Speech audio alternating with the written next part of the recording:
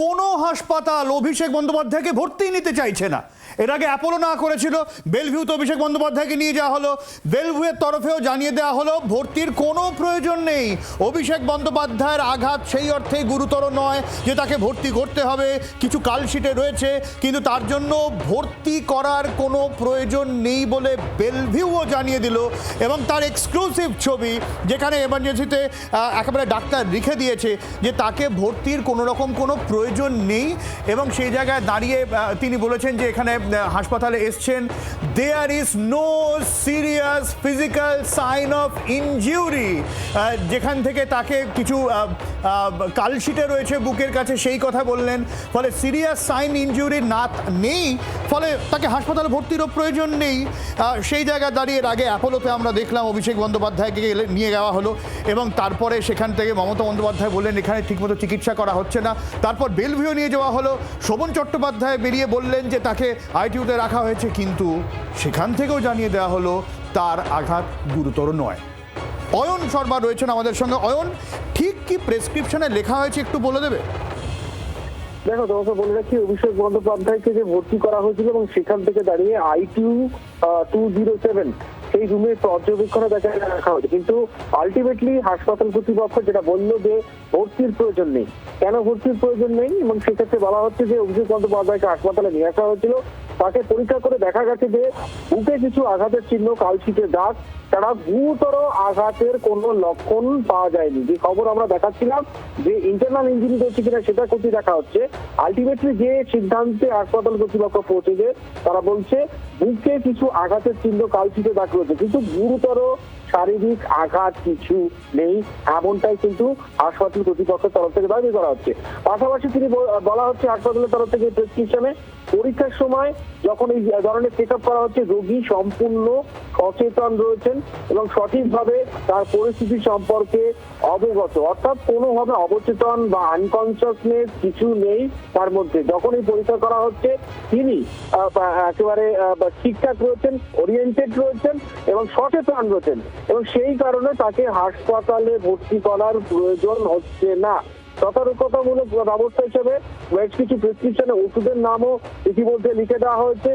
Ringer's infusion, অর্থাৎ যে ধরনের ওষুধগুলো কাটা ছেঁড়ার ক্ষেত্রে ব্যবহার করা হয়, নর্মাল স্যালাইন নিতে বলা হয়েছে, এবং 1040 ইনজেকশন, অর্থাৎ অত্যাধিক আঘাতের ফলে যে ধরনের ইনজেকশন গুলো দেওয়া হয়, 1040 ইনজেকশন, ডাইনাফার, এই রকম একাধিক ওষুধের কথা লেখা হয়েছে। সঙ্গে থাকো, আমি তোমার কাছে আবার আসছি। প্রেসক্রিপশন, বেলভিউয়ের সেই প্রেসক্রিপশন আপনাদের এই মুহূর্তে দেখাচ্ছি, আমার হাতে চলে এসছে। বেলভিউয়ের এই প্রেসক্রিপশনে কিন্তু স্পষ্ট বলা হয়েছে যে অভিষেক বন্দ্যোপাধ্যায়ের যেরকম দেখাচ্ছি প্রেসক্রিপশন, সেখানে কিন্তু কোনো রকম কোনো সিরিয়াস ইনজিউরি নেই অভিষেক বন্দ্যোপাধ্যায়ের, এবং বেলভিউয়ের এই প্রেসক্রিপশনে রয়েছে। এবং এখানে রয়েছে যে যেখানে অ্যাঙ্কার, যেখানে বলা হচ্ছে যে ফুলি কনসাস রয়েছেন অভিষেক বন্দ্যোপাধ্যায়, তিনি সম্পূর্ণভাবে সচেতন রয়েছেন এবং does not require any admission, এমনটাই বেলভিউয়ের প্রেসক্রিপশনে লেখা রয়েছে, যেখানে ডাক্তার এই প্রেসক্রিপশন দিয়েছেন। অর্থাৎ আমরা যে ছবি আগে বেলভিউ ঢোকার আগে দেখেছিলাম, অভিষেক বন্দ্যোপাধ্যায়ের ঘাড়ে যন্ত্রণা হচ্ছিল, একটু অস্থিরতা ছিল, কিন্তু বেলভিউয়ের এই যে প্রেসক্রিপশন জি24 ঘন্টার হাতে এখনো পর্যন্ত এসছে, তাতে কোনো সিরিয়াস ইনজুরির কথা নেই, কয়েকটা কালশিটের কথা লেখা আছে। এবং এর আগে অ্যাপোলোতে যে অভিযোগ জানানো হয়েছিল যে চিকিৎসা করা হচ্ছে না, তাকে ফেলে রাখা হয়েছে, বেলভিউ অভিষেক বন্দ্যোপাধ্যায়কে যখন রাখলো তারপর এই প্রেসক্রিপশন দেখা হলো। এই প্রেসক্রিপশন স্পষ্ট জানাচ্ছে অভিষেক বন্দ্যোপাধ্যায়ের এমন কোনো গুরুতর চোট নেই যার জন্য তাকে হাসপাতালে ভর্তি করতে হয়। অয়ন, তাই দেখো, এই প্রেসক্রিপশনে যে বিষয়গুলো উল্লেখ করা হয়েছে যে এই ধরনের যে আঘাতের ক্ষেত্রে তার যে শরীরে যে ইঞ্জুরিগুলো, মার্কগুলো পাওয়া গেছে, সেখানে তারা বলা হচ্ছে যে তার বুকে কিছু আঘাতের চিহ্ন, কালশিটে দাগ রয়েছে, কিন্তু গুরুতর শারীরিক আঘাতের কোনো লক্ষণ নেই। No internal injury, no internal haemorrhage নেই বলে এমনটা প্রেসক্রিপশনের দাবি। এবং যে সময় তার এই ধরনের টেস্টগুলি করা হচ্ছে, অর্থাৎ ইন্টারনাল ইনজুরি রয়েছে কিনা সেটা যখন দেখা হচ্ছে, সেই সময় সম্পূর্ণ সচেতন রয়েছেন তিনি, এমনটাই দাবি করা হচ্ছে প্রেসক্রিপশনে, এবং সেই কারণের জন্য তাকে হাসপাতালে ভর্তি করার প্রয়োজন নেই বলে এমনটাই মনে করছেন যারা চিকিৎসকরা, তারা মনে করছেন। এবং তোমাকে বলে রাখি যে সতর্কতামূলক ব্যবস্থা হিসেবে বেশ কয়েকটি ইনজেকশনের কথা লেখা হচ্ছে, কতগুলি স্যালাইনের কথা ইতিমধ্যেই বলে দেওয়া হয়েছে এই প্রেসক্রিপশনে। অর্থাৎ কোনো ধরনের কোনো পরিস্থিতি এমন নেই। একদমই সঙ্গে থাকো একটু। ইন্দ্রনীল খাঁ রয়েছেন আমাদের সঙ্গে এই মুহূর্তে, বিজেপি বিধায়ক ইন্দ্রনীল খাঁ চিকিৎসকও বটে, এবং সেই জায়গায় দাঁড়িয়ে আমি ইন্দ্রনীল বাবুর কাছেই জানতে চাইবো এই যে ইন্দ্রবাবু কি হচ্ছে একটু যদি আমাদের সাধারণ দর্শকদের জন্য বুঝিয়ে দেন। প্রথমে অ্যাপোলোতে গেলেন অভিষেক বন্দ্যোপাধ্যায়, মমতা বন্দ্যোপাধ্যায় বেরিয়ে এসে বললেন চিকিৎসা করা হচ্ছে না। বেলভিউতে গেলেন, সেখানে বেলভিউ বলছে আঘাত গুরুতর নয়, তাকে ভর্তির প্রয়োজন নেই। একটু যদি সাধারণ মানুষের জন্য বুঝিয়ে দেন। দেখুন, চিকিৎসা ক্ষেত্র অর্থাৎ হাসপাতালগুলো সেখানে এবং প্রাইভেট হাসপাতাল তারা নিশ্চিন্তে সেখানে রোগী দেখবে এবং সেটাই হবে। এবার যার মনে হবে যে যিনি অ্যাডমিশন হওয়ার যোগ্য তাকে হাসপাতালে ভর্তি করবে, আর যার মনে হবে যে হাসপাতালে অ্যাডমিশনের যোগ্য নয় তাকে ভর্তি করবে না। এখানে তো সিম্পল আছে। তো অভিষেক ব্যানার্জিকে মনে করেছে যে উনি ফিট আছেন, দিব্যি কনসাস আছে, ফিট আছে, ডাক্তার মনে করেছে, ডাক্তার যা মনে করবে সেটাই করবে না। এবং বিভিন্ন হাসপাতাল, অ্যাপোলো হাসপাতাল, বেলভিউ, সেখানে ভালো ভালো নামি নামি ডাক্তাররা দেখছেন। তো শুনলাম তারা বলেছে ফিট আছে, তাই জন্য তারা ফিট মনে করেছেন, বাড়ি পাঠিয়ে দিয়েছেন, গ্যাসের ওষুধ দিয়েছেন, প্যানপট্টি দিয়েছেন শুনলাম। আচ্ছা ইন্দ্রবাবু, আর একটা বিষয় জানার, টেকনিক্যালিটিসটা জানার। এখানে প্রেসক্রিপশনে আমরা যা দেখছি সেখানে বলা হয়েছে বুকে কিছু আঁচড় রয়েছে, কালশিটে রয়েছে, এবং পেশেন্ট যথেষ্ট কনসাস রয়েছেন, এবং সেই জায়গায় দাঁড়িয়ে কোনো রকম কোনো অ্যাডমিশনের প্রয়োজন নেই। মানে এক্ষেত্রে চিকিৎসকরা কি দেখেন যে আমি ধরা যাক আমি অসুস্থ হলাম, সেক্ষেত্রে আমি যদি সচেতন থাকি বা হেঁটে চলে বেড়াই, এটাও একটা ফ্যাক্টর ভর্তি হব কি হব না।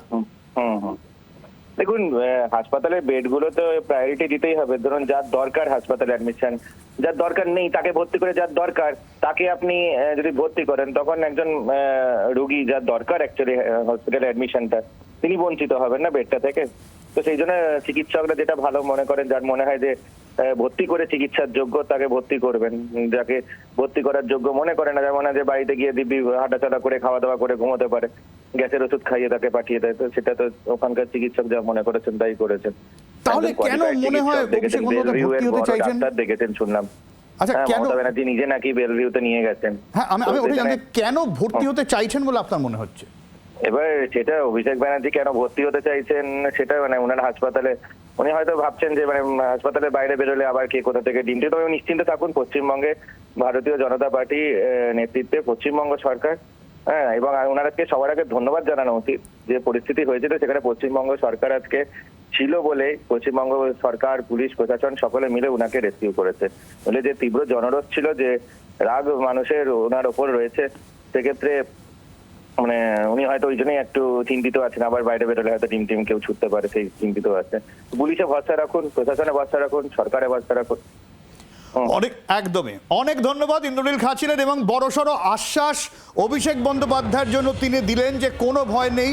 অভিষেক বন্দ্যোপাধ্যায়ের যা পরিস্থিতি হয়েছিল, পুলিশ প্রশাসন ছিল বলেই উনি অক্ষত অবস্থায় বেরিয়ে আসতে পেরেছেন, এবং তার কিছু হবে না, এই আশ্বাস বাণী বিজেপির তরফ থেকে আসছে।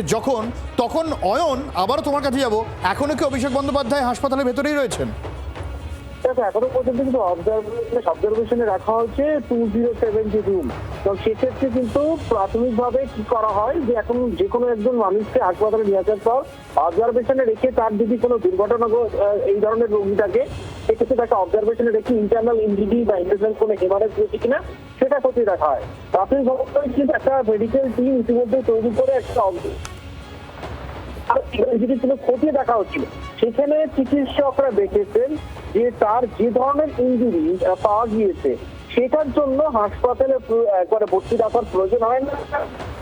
বলা হচ্ছে যে কতগুলি গাড়ি পড়েছে, এমন কতগুলি চিহ্ন ইতিমধ্যে পাওয়া গিয়েছে, সেটার জন্য হাসপাতালে ভর্তি রেখে চিকিৎসার কোনো প্রয়োজন নেই। মেডিকেল সায়েন্স এটা বলে যে এই ধরনের ক্ষেত্রে তারা কিন্তু একেবারে সেটা কথাই কিন্তু পরিষ্কার করে তিনি একেবারে প্রেসক্রিপশনে লেখা হচ্ছে যে এই ধরনের রোগীর যে কন্ডিশন রয়েছে, যে ধরনের অবজারভেশন তাদের রয়েছে, সেক্ষেত্রে হাসপাতালে ভর্তি রেখে প্রয়োজন নেই, এমনটাই কিন্তু জানানো হয়েছে এই প্রেসক্রিপশন।